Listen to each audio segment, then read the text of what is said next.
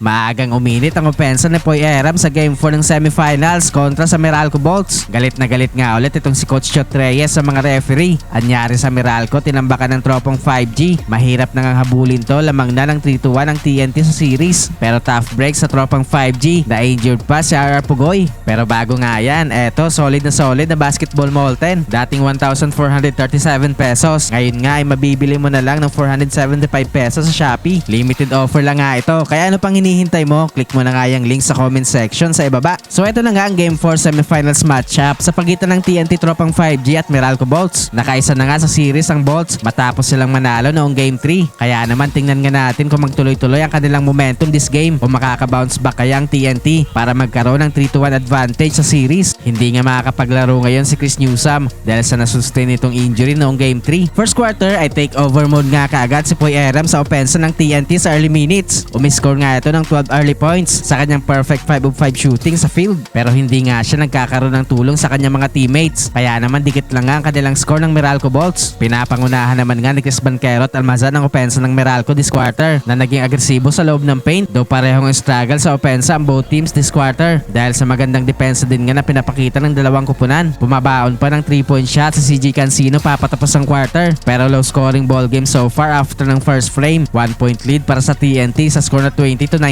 Tough break naman sa TNT kung saan na-injured pa nga si Roger Pugoy. Ayon nga sa in-game report ay nagkaroon ng hamstring injury si RR. Inaasahan nga daw na hindi makakapaglaro ng 1 to 2 weeks si RR Pugoy. Kaya naman bad news nga ito para sa tropang 5G. Second quarter ay ito na nga ulit si Poy Aram. Nagkaroon nga ito ng 9 straight points para bigyan ng 9-point lead ang TNT with under 6 minutes remaining. Nakaka 21 points na nga so far this game itong si Aram kung saan naging kontrolado na nga ng TNT ang laro sa halfway mark. Hindi nga basta-basta makalapit itong Meralco sa TNT dahil lagi nga silang may counter sa kanilang mga baskets. Frustrated pa itong si Coach Chot Reyes sa mga referee matapos hindi tawagan ng flapping violation itong si Cancino after nitong mag-flap sa kanyang 3-point shot. Lamang ng 7 points ang TNT going to the halftime break. 45-38. Third quarter ay patuloy nga pag-control sa game na ito ng TNT tropang 5G sa first few minutes. Gandang hanap na Aram kay BGR sa baseline for the 200 dunk. Umabot na nga sa double digit itong kalamangan ng TNT with under 10 minutes. Tumuloy-tuloy nga ang paglobo ng kalamangan ng TNT hanggang sa late minutes na umabot pa ng 20 points. Lamang ng 16 points ang TNT after ng third frame, 72-56. Fourth quarter ay na-maintain nga ng TNT tropang 5G ang kanilang malaking kalamangan sa Meralco Bolts. Tuloy-tuloy nga itong pagpuntos ng tropang 5G kung saan lagi nga silang may sagot sa mga basket ng Bolts. Hindi na nga nagkaroon pa ng big time run ng Meralco this quarter. Kaya naman sa huli nga ay panalo ang TNT tropang 5G kung saan lamang na nga sila ng 3-1